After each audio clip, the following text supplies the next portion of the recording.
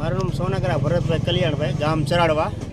આજથી લગભગ 5-6 દિવસ પહેલાં અમારે કેનાલે, મોટી કેનાલ મોરબી બ્રાન્ચ શાખા, એક હારે 6 જણાના કેબલ કપી ગયા હતા, એક જ હારે, બરાબર.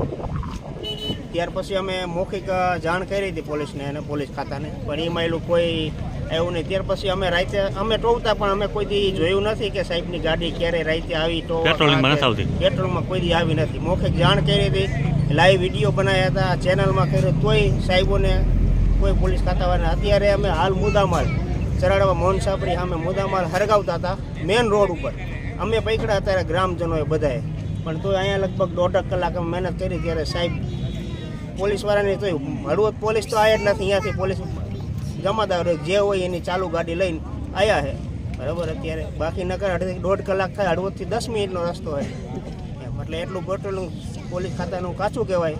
અમે એટલી અરજ કરી કે હવે અમે તમને મુદ્દામાલ સહિત માણાને તમે પકડી દો, આના માટે તમે થોડુંક ધ્યાન દો અને થોડુંક દબાણ વધારો અને પેટ્રોલિંગ કરો, એવી અમારા ખેડૂતની રજૂઆત છે. મારું નામ ગિરીશભાઈ રતીલા, ચરાડવા ગામના સરપંચનો મોટો છોકરો. અને અમારે પંચાયતનો ડ્રાઈવર જે ટ્રેક્ટર કચરો ગામમાં લઈને અહીંયા નાખવા આવ્યો, ત્યારે અહીંયા જોયું કે અહીંયા કેબલ હરગાવે. એ મને જાણ કરી, મને કે અહીંયા કોઈ કે દેવી પૂજક હોય, ગમે તે સમાજના હોય, કે અહીંયા એવા લાગે છે ને કેબલ હરગાવે. હું અહીંયા આવ્યો ને તો બોલેરો ગાડી હતી, એ વહી ગઈ.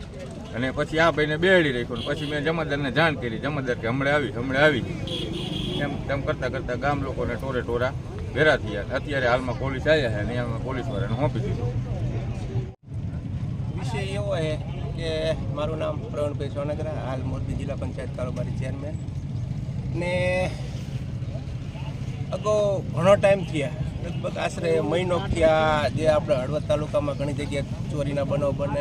અને ત્યાંના ઓલામાં અમારા ચરડવા ગામમાં પણ ઘણી જગ્યાએ કેબલ લગભગ 15થી 20 ખેડૂતોના જે કેબલો ચોરી કરી જતા. અને આજે ગ્રામ લોકોએ જે જનતા રેડ કરી જે અને પોતે સળગાવતા હતા ધોરા દિવસે, એક વિષય બહુ જાણવા જેવી બાબત કહેવાય કે આ વ્યક્તિ જે કેબલ ચોર તેને પોલીસનો પણ કોઈ જાતનો ખોફ નથી. કારણ કે ધોરા દિવસે કેબલ જાહેરમાં હરગાવીને ચોરી કરીને લાવીને, તો એના માટે અમારે તો એટલી જ પીઆઈ અથવા તો એસપી સાહેબની એક જ અરજદારને રજૂઆત અમારી છે તે આમાં સખ્ત ને સખ્ત કાર્યવાહી થાય.